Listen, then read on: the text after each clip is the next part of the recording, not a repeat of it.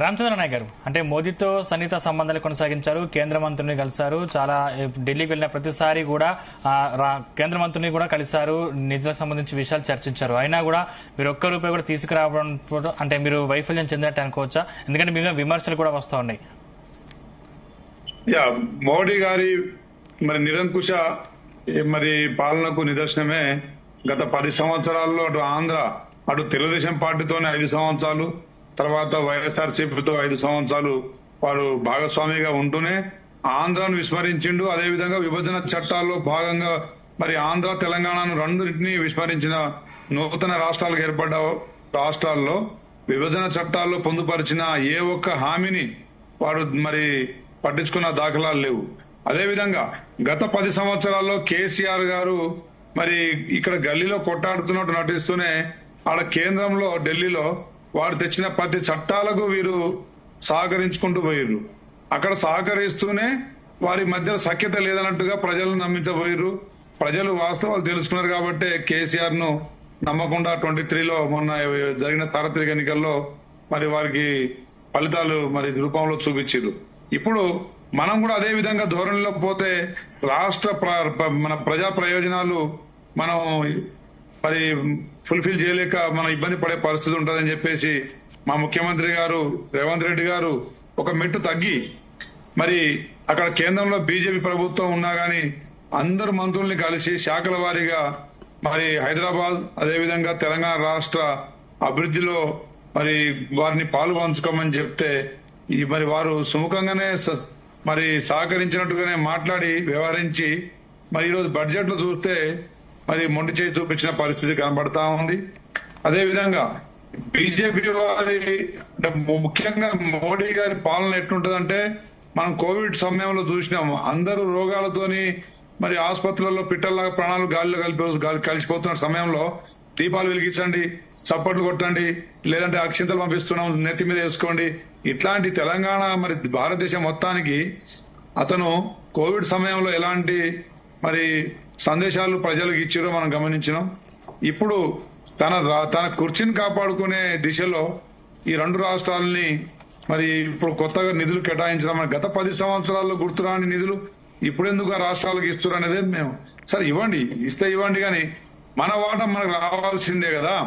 మనకు ట్యాక్స్ రూపంలో జీఎస్టీ రూపంలో మన వాటా రూపాయి పోతే 40 పైసలు మాత్రమే తిరిగి మన రాష్ట్రానికి చేరుతున్నాయి. విభజన చట్టాల్లో ఇచ్చిన హామీలు గిరిజన యూనివర్సిటీ, బయ్యారం ఉక్కు పరిశ్రమ, కాజీపేట రైల్వే కోచ్ ఫ్యాక్టరీ కావచ్చు, అదేవిధంగా ఐఏఎం ఇన్స్టిట్యూట్స్ కావచ్చు, అదేవిధంగా సైనిక్ స్కూల్స్ కావచ్చు, వివిధ రకాల ఇన్స్టిట్యూట్స్ ఐఐటీలు కావచ్చు, ఐఏఎంలు కావచ్చు, ఇలాంటి చాలా సంస్థలు మన రాష్ట్రానికి కేటాయించాల్సిన అవసరం ఉంది.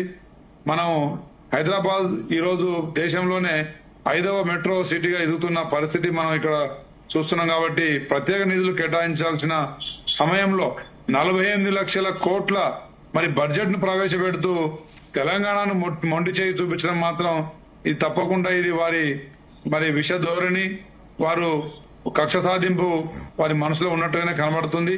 గతంలో బీజేపీ నాయకులు మా ప్రభుత్వం వస్తే డబుల్ ఇంజన్ నిధులు వస్తాయన్న అంటే ఇక్కడ కాంగ్రెస్ ప్రభుత్వం వచ్చింది కాబట్టే నిధులు కేటాయించడంలో వారు పక్షపాతిగా వ్యవహరిస్తున్నారని చెప్పేసి మనం చెప్పగానే కనబడతా ఉంది.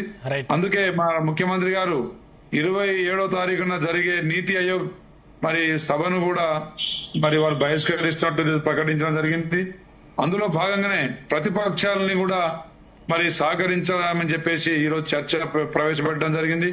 చర్చలో బీజేపీ మన సభాపక్ష నేత మన మహేశ్వర్ రెడ్డి గారు సమాధానాలు ఇవ్వలేక గుట్కలు వేసుకునే పరిస్థితి మనం చూసినాం ఈరోజు శాసనసభలో. అదేవిధంగా టీఆర్ఎస్ వారు కూడా జరగబోయే దానికి మనకు దిశానిర్దేశం చేయమంటే జరిగిపోయిన 10 సంవత్సరాల్లో మేము గట్ల పోరాడినాం, ఇట్లా పోరాడినాం, మేము కత్తులు తీసినాం, కత్తులు నూరినాం అని చెప్తున్నారు తప్ప నెక్స్ట్ జరగాల్సిన కార్యక్రమం సమిష్టిగా అందరం కలిసి ఒక అఖిలపక్షంగా కేంద్రం మెడలు వంచే కార్యక్రమం ఏంటిదనేది స్పష్టంగా వారు చెప్పలేకపోయారు. ఏ కాడికి సభా సమయాన్ని ఇంతకుముందు వివి రావు గారు చెప్పినట్టు సభా సమయాన్ని వృధా చేసేదానికే ఈ ప్రతిపక్షాలు కాన్సన్ట్రేట్ చేసినాయి. అదేవిధంగా కాంగ్రెస్ ప్రభుత్వాన్ని వారిద్దరు కలిసి ముఖమ్మడిగా కాంగ్రెస్ ప్రభుత్వాన్ని విఫలం చెందేటట్టుగా కాంగ్రెస్ ప్రభుత్వానికి నిధులు వస్తే ఆ మంచి పేరు కాంగ్రెస్ ప్రభుత్వానికి ఎక్కడో ఆపాదిస్తుందో అని చెప్పేసి వారు మనసులో కుట్ర ఉన్నట్టుంది. అందుకే వారు కూడా చర్చను పక్కదారి పట్టించే కార్యక్రమం చేసిరు తప్ప చర్చలో ఎక్కడ వాళ్ళు భాగస్వామి అయినట్టుగా ప్రత్యక్షంగా మనకు కనబడలేదు. తెలంగాణ యావత్ ప్రజానీకం సామాజికం ఇదంతా చూస్తూనే ఉన్నారు. తెలంగాణ ప్రజలే నిర్ణేతలుగా రేపు భవిష్యత్తులో కూడా వారిని వారి మా అంతర్గత ఒప్పందాలని ప్రజలే తేలుస్తారని చెప్పి కూడా తెలియజేస్తున్నాం. మేము కూడా అదే చెప్తున్నాం రెడ్డి గారు, మేము కూడా అదే చెప్తున్నాం. ఈ రెండు రాష్ట్రాలకే మీరు ఎందుకు పక్షపాతంగా మీరు కేటాయింపు చేయగలరు అంటే వారు ఈ రోజు మీ ప్రభుత్వం మీ ఎన్డీఏ కూటమి కేంద్రంలో మీ ఎన్డీఏ కూటమి నిలబడడం కోసమే కదా మీ రాజకీయ స్వార్థం అందులో లేదా అని అడుగుతున్నాం. చెప్తాను మీకు కాంగ్రెస్ పార్టీ నాయకులు మీరు ఆంధ్రప్రదేశ్ అభివృద్ధి చెందాలని లేదా ఆంధ్రప్రదేశ్ లో క్యాపిటల్ అన్ని రాష్ట్రాలు అభివృద్ధి చెందాలి. అన్ని రాష్ట్రాలు డైరెక్ట్ ఆన్సర్ చెప్పండి. వెంకటరెడ్డి గారు ఏపీకి ఎవరైనా సపోర్ట్ ఇస్తారు, ఏపీకి రావడంలో ఎవరికి అభ్యంతరం లేదు, కాబట్టి తెలంగాణ ఎందుకు విస్మరించారనేది పాయింట్ ఇక్కడ. స్పెషల్ వారు కావాల్సిన స్పెషల్ స్టేటస్ 10 సంవత్సరాల నుంచి ఎందుకు విస్మరించారు? మనకు రావాల్సిన విభజన చట్టాల్లో రావాల్సిన మనకు రావాల్సిన సంస్థలు ఎందుకు రాలేకపోయినాయి? దానికి రీజన్ చెప్పండి. అదే మీరు చెప్తున్నా కదా, ఇప్పుడు క్యాపిటల్ బిల్డింగ్ లేదు, వాళ్ళకి క్యాపిటల్ ఎక్కడి నుంచి పరిపాలన చేయాలని కూడా లేదు, తెలియదు. ఆ విషయం 10 సంవత్సరాలు ఎందుకు మీరు పక్కన పెట్టినట్టు? ఇప్పుడు వాళ్ళు చేసుకోవాలండి. ఎవరైతే ఉన్నారో 10 సంవత్సరాల్లో ఎందుకు పక్కన పెట్టి ఇప్పుడు ఎందుకు గుర్తొచ్చింది? వాళ్ళు చేసుకోవాలి. మేము ఎట్లా చేస్తామని నాకు అర్థం కాదు. వాళ్ళు తెచ్చుకోవాలి, పోయి వాళ్ళు తెచ్చుకొని అంటే ఇప్పుడు బడ్జెట్ లో వారు వచ్చి లాక్కుపోతున్నారా? ముఖ్యంగా బీజేపీ మోడీ ప్రభుత్వం ఏర్పడ్డ తర్వాత గత 10 సంవత్సరాల్లో చేయాల్సిన నష్టం ఈ నూతన రాష్ట్రాలకు చేసేసి ఇప్పుడు కొత్తగా వారు ఎందుకు కొత్త దొంగ ప్రేమ పలకబోస్తున్నారు అనేది ఒక భాగం. వారు స్పష్టత ఇవ్వలేకపోతున్నారు. సరే, ఒక భాగం. రాష్ట్రాల సమూహారమే దేశంలో ఉన్న ప్రతి రాష్ట్ర ప్రగతి పట్టించుకోవాల్సిన బాధ్యత కేంద్రం మీద ఉంటది. అదేవిధంగా కేంద్రం వివక్షత చూపకుండా ప్రతి రాష్ట్రాన్ని కాపాడుకోవాల్సిన బాధ్యత కూడా ఉంటది. నూతనంగా ఏర్పడ్డ రాష్ట్రాల్లో ఇచ్చిన హామీలను అమలు చేయాల్సిన బాధ్యత కూడా కేంద్రం మీద ఉంటది. మేము ఒకటే అడుగుతా ఉన్నాం, ఈ రోజు కాంగ్రెస్ ప్రభుత్వం ఇక్కడ తెలంగాణ రావడం నచ్చకనే కేంద్రం నుంచి నిధులు కేటాయించకపోవడానికి ముఖ్య కారణం. రేవంత్ రెడ్డి గారు ఇచ్చిన హామీలు అమలు చేస్తే ఇక్కడ బీజేపీ టీఆర్ఎస్ నామరూపాలు లేకుండా పోయే పరిస్థితి రాష్ట్రంలో కనబడతా ఉంది. ప్రజలు ఒక్క నిమిషం రెడ్డి గారు వినండి. మీరు టీఆర్ఎస్ గతంలో 10 సంవత్సరాల క్రితం కాళేశ్వరం, మేడిగడ్డ, అదే విధంగా వివిధ మన ప్రాజెక్టుల పేరు మీద వారు అవినీతి చేస్తున్నారనే ఒక దృక్పథంతో కూడా కొంత నిధులు ఇవ్వకపోయి ఉండొచ్చు. కానీ అటు ఆంధ్రాను 10 సంవత్సరాల తర్వాత ఆంధ్ర గుర్తొచ్చినప్పుడు 8 సీట్లు 16 సీట్లు ఇచ్చిన ఆంధ్రాను వారు కాన్సన్ట్రేట్ చేసినప్పుడు 3 బీజేపీ సీట్ అక్కడ స్థానాలు గెలిచినాయి. ఆంధ్రప్రదేశ్ లో కేవలం 3 స్థానాలు వాళ్ళు పార్లమెంట్ లో బీజేపీకి ఇచ్చారు. ఇక్కడ 8 ఇక్కడ తెలంగాణ ప్రజలు టీఆర్ఎస్ పార్టీ వారు చేసిన త్యాగానికి వారు 8 సీట్లు సాధించుకున్నారు. 8 సీట్లు సాధించుకున్నప్పుడు తెలంగాణ మీద వారికి ఉండాల్సిన బాధ్యత ఉందా లేదా? ఆ బాధ్యతను ఎందుకు విస్మరిస్తున్నారు అనేది బీజేపీ నాయకులు స్పష్టత ఇవ్వలేకపోతున్నారు. మేము ఒకటే చెప్తున్నాం, దీనికి 2 కారణాలు. దక్షిణాది రాష్ట్రాలు గత 10 సంవత్సరాలుగా నిర్లక్ష్యానికి గురవుతున్నాయి. ఏ విధంగా అంటే 5 దక్షిణ భారతదేశంలో 5 రాష్ట్రాలకు మొత్తం కలిపి సంవత్సరానికి 6 లక్షల కోట్లు కేటాయిస్తే సంవత్సరానికి ఒక యూపీకి ఒక్కదానికి 6 లక్షల కోట్లు కేటాయించింది బీజేపీ ప్రభుత్వం. మన వెంకటరెడ్డి గారేమో తెలవనట్టుగా సరే ఏదో దాటవేతే మా కార్యక్రమం చేస్తా ఉన్నారు. ఒకటే సంవత్సరంలో 5 రాష్ట్రాలకు 6 లక్షల కోట్లు కేటాయించినప్పుడు యూపీ రాష్ట్రానికి ఉత్తరప్రదేశ్ బీజేపీ పాలిత ప్రభుత్వం అక్కడ ఉన్న దగ్గర 6 లక్షల కోట్లు ఏ విధంగా ఇవ్వడం జరిగింది? సరే, బీహార్ అంటే వెనుకబాటుకు కారణం ఉంది కాబట్టి వెనుకబాటు నుంచి కాబట్టి 5 రాష్ట్రాలకు సమానంగా ఒక రాష్ట్రానికి నిధులు కేటాయించినప్పుడు ఇది వివక్షత కాదా? ఒక్కసారి ఆత్మవిమర్శ చేసుకోండి. ఇప్పటికైనా మనమంతా తెలంగాణ బిడ్డలమే. తెలంగాణ ప్రజల సంక్షేమం కోసం, తెలంగాణ ప్రజల లబ్ధి కోసం మీరు మాతో పాటు నడిచి కేంద్ర మెడలు అంచే దాంట్లో మీరు భాగస్వాములు అవుతారా లేదా? దాని మీద స్పష్టత ఇవ్వండి. కేవలం మీరు నీతి ఆయోగ్ బహిష్కరించడం కరెక్టేనా? దాని వల్ల నిధులు వస్తాయని మీరు అనుకుంటున్నారా? నీతి ఆయోగ్ అంటే వారికి మనం తెలంగాణ రాష్ట్ర ప్రభుత్వం ఒక శాంతియుతంగా మనం విభేదిస్తున్నట్టు వారికి తెలవాల్సిన అవసరం ఉంటది. మనం ఒకేసారి వారి మీద వేరే రకంగా మనం చెప్పే కేంద్రం మీద మరి ప్రజలు తెచ్చే కార్యక్రమాలు చేయకపోతే కేంద్రం కూడా మనల్ని భవిష్యత్తులో కూడా విస్మరించే పరిస్థితి ఉంటది. గత 10 సంవత్సరాల్లో వివిధ శాఖల్లో రైల్వే కావచ్చు, రోడ్లు కావచ్చు, పరిశ్రమలు కావచ్చు, అదేవిధంగా విద్యా సంస్థలు కావచ్చు, వ్యవసాయం కావచ్చు, అన్నిటి కేవలం గ్రామ పంచాయతీ నిధులు ఇచ్చి ఉండొచ్చు, ఆ వనాలు, ప్రకృతి వనాలు లేదా వైకుంఠ ధామాలకు కానీ అసలు ఈ నిధులు ఇవ్వలేదు. ప్రత్యేక విభజన చట్టంలో పొందుపరిచిన అంశాలని మరి తుంగలో తొక్కిర్రు. ఇక్కడ కేసీఆర్ ప్రభుత్వం ఏమో బీజేపీ మా మాట వినట్లేదని వీళ్ళు, కానీ సహకరించాల్సిన చట్టాలు సహకరించారు, రైతు నల్ల చట్టాలు సహకరించారు, అదేవిధంగా రాష్ట్రపతి ఎన్నికల్లో సహకరించారు, అదేవిధంగా సిఏ ఎన్ఆర్సీ చట్టాల్లో సహకరించారు. అన్ని సహకరించుకుంటూ వాళ్ళ చేసిన అవినీతిని కాపాడుకోవడం కోసం వాళ్ళు దాటవేసే కార్యక్రమం గతంలో విస్మరించారు తెలంగాణ ప్రజల్ని. కానీ కాంగ్రెస్ ప్రభుత్వం మన హక్కును అందరం కలిసికట్టుగా మన హక్కును సాధించడం కోసం మాతో రమ్మంటున్నాం. దానికి మీరు సమాయత్తంగా ఉన్నారా లేదా? మీ కేంద్ర మంత్రులు ఎక్కడ దాక్కున్నారు? మీ ఎంపీలు 8 మంది ఎంపీలు మరి ఎక్కడ నిద్రపోతున్నారు? మరి శాసనసభ్యులు కూడా ఈరోజు సమాధానం చెప్పలేని పరిస్థితిలో మరి సభలో అబాసు పాలైన పరిస్థితి ఈరోజు మనం చూసినాం మాధ్యమాల ద్వారా. ఇప్పటికైనా తెలంగాణ రాష్ట్ర అభివృద్ధి కోసం అటు టీఆర్ఎస్ పార్టీ వారు, బీజేపీ పార్టీ వారు మీ అంతర్గత మరి ఒప్పందాలని పక్కన పెట్టి మాతో కలిసి రండి. ఇది ఇక్కడ రాజకీయాలు చేసే సమయం కాదు ఇది.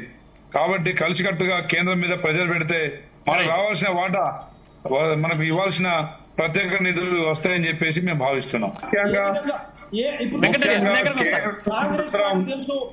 వెంకటరెడ్డి గారు మీ దగ్గరకు వస్తాను, నాకు టైం చాలా తక్కువ ఉంది. వెంకటరెడ్డి గారు మనం మిగతా వాళ్ళకి కూడా అవకాశం ఇద్దాం. రైట్ రామచంద్ర నాయక్ గారు, రైట్ వెంకటరెడ్డి గారు మనకు సమయం చాలా తక్కువ ఉందండి, మనం మిగతా వాళ్ళకి టైం ఇద్దాం. చెప్పండి. కేంద్రంలో భాజపా పార్టీ వారు ముఖ్యంగా మోడీ గారి పాలనలో దక్షిణ రాష్ట్రాలకు నష్టం జరుగుతా ఉంది. ముఖ్యంగా నూతనంగా ఏర్పడ్డ ఆంధ్రప్రదేశ్, తెలంగాణ రాష్ట్రాలకు ఘోరమైన అవమానం, అదేవిధంగా ఆత్మగౌరవాన్ని దెబ్బతీసే విధంగా వారు మరి ఈరోజు నిరంకుశంగా మరి వివక్షత చూపించే పరిస్థితి కనబడుతూనే ఉంది. కాబట్టి వారి ధోరణి మార్చుకోవాలి. ఇప్పటికైనా బడ్జెట్ సమావేశాల్లో మార్పులు గాని చేర్పులు గాని చేసే అవకాశం వారికి కేంద్రంలో ఇంకా సభ నడుస్తుంది కాబట్టి అవకాశం ఉంది. కాబట్టి దయచేసి బీజేపీ వారు పార్లమెంట్ సభ్యులు, అదేవిధంగా రాజ్యసభలో టీఆర్ఎస్ 4 పార్లమెంట్ మన రాజ్యసభ సభ్యులు ఉన్నారు కాబట్టి మా పార్లమెంట్ సభ్యులు ఈరోజు రాహుల్ గాంధీ, ఇండియా కూటమి వారందరూ ఈరోజు మెట్ల మీద పార్లమెంట్ హాల్ మెట్ల మీద కూర్చొని నిరసన స్టార్ట్ చేసినాం. మాతో కలిసి రండి, మోడీ గారి మెడలు వంచుదాం. మోడీ గారి మరి నిరంకుశ ఆలోచనలకు మనం ఒక చరమాంకం పలకాల్సిన అవసరం ఉంది. రాష్ట్రాల మీద వివక్షత, వారి స్వార్థ రాజకీయాలకు మరి స్వస్తి పలకాల్సిన అవసరం ఉంటుందని చెప్పి తెలియజేస్తున్నా. అదేవిధంగా ఈరోజు ప్రజలు ట్యాక్స్ రూపంలో వారి గ్రామాల అభివృద్ధి కోసం, వారి రాష్ట్రాల అభివృద్ధి కోసం ఇచ్చేదాంట్లో అనేది కాంగ్రెస్ పార్టీకి తెలిసింది ఏంటంటే 6 గ్యారెంటీలు అమలు చేయకపోతే వెంకటరెడ్డి గారు 6 గ్యారెంటీల గురించి చర్చ కాదండి. వెంకటరెడ్డి గారు బడ్జెట్ కి 6 గ్యారెంటీలకు సంబంధం లేదు. వెంకటరెడ్డి గారు, భారతీయ జనతా పార్టీ కట్టుబడి ఉంది. వెంకటరెడ్డి గారు మీ దగ్గరకు వస్తాను. భారతీయ జనతా పార్టీ తెలుసు. మేము మా 130 రోజుల పరిపాలనలోనే మీరు ఇంతగా మమ్మల్ని ప్రశ్నిస్తున్నారే. మీరు 10 సంవత్సరాలు అంటే 10.5 సంవత్సరాలు పరిపాలించి మీరు విస్మరించిన దాని మీద మాత్రం మీరు ఆత్మవిమర్శ చేసుకోరా? ఒకసారి ఆత్మవిమర్శ చేసుకోండి. రాష్ట్రానికి జరుగుతున్న నష్టాన్ని ఏ విధంగా మనం భర్తీ చేయగలుగుతాం, కలిసికట్టుగా మాతో మీరు నడవడానికి సిద్ధంగా, రాజకీయాల్ని పక్కకు పెట్టి రాష్ట్రాల మరి మన ఫలాల్ని మనం లాక్కురావడానికి, మనం తీసుకోవడానికి కలిసికట్టుగా నడవాల్సిన నిర్ణయాలు తీసుకోవాల్సిన అవసరం ఉందని చెప్పేసి మేము తెలియజేస్తున్నాం. అదేవిధంగా కర్మగాలి టీఆర్ఎస్ పార్టీ వారు కనుక ఇక్కడ వచ్చి ఉంటే మన ఆస్తులు అమ్మేవారు. ఇప్పుడు బీజేపీ మన ప్రజల దురదృష్టమేమో మోడీ గారు మళ్లీ ప్రధాని కావడం, ఇలాంటి చర్యలు అంటే ప్రజల పక్షాన ఆలోచించకుండా కేవలం అగ్రవర్ణాల వారి గురించి ఆలోచించడం, లేకపోతే పెత్తందారీ వ్యవస్థను మళ్లీ దేశంలో తీసుకురావడం, అదేవిధంగా బీసీ, ఎస్సీ, ఎస్టీ బ్యాక్వర్డ్ కులాలను రిజర్వేషన్లకు తెలియకుండానే కింది నుంచి మరి కట్ చేస్తూ వారి పాలనను ముందు తీసుకెళ్లడం, ఇవన్నీ కేంద్రంలో మనం చూస్తూనే ఉన్నాం. కాబట్టి భవిష్యత్తులో మీ ఆలోచన విధానాలు మార్చుకోకపోతే మిమ్మల్ని 200 దగ్గర నుంచి మిమ్మల్ని 50 పట్టుకొచ్చే పరిస్థితి కూడా భవిష్యత్తులో ఉంటుందని చెప్పి తెలియజేస్తున్నా. దయచేసి మా రాహుల్ గాంధీ గారు, అదే విధంగా ఇక్కడ రేవంత్ రెడ్డి గారు ప్రజల పక్షాన్ని నిలబడి నిరంతరం పోరాటం సాగిస్తా ఉన్నాం. ఇక్కడ మా స్వార్థ రాజకీయాలు ఏం లేవు. అధికారంలో ఉన్న కేంద్రంలో మోడీ గారు మెడలు వంచే దిశలో ఎలాంటి సూచనలు చేస్తారు, బీజేపీ వారికి, టీఆర్ఎస్ వారికి ఏ విధంగా మీరు బుద్ధి చెప్తారో కొంచెం అది సూచించండి కొంచెం దయచేసి. చెప్పాం కదా, ఇప్పుడు ఆహార విషయంలో మీరు తగ్గించిన 32,000 కోట్ల గత 10 సంవత్సరాల్లో మీరు నిత్యావసరాల ధరలు రేట్లు ఆకాశానికి అంటున్నాయి. నిత్యావసరాల ధరలు ఆకాశానికి అంటున్నాయి.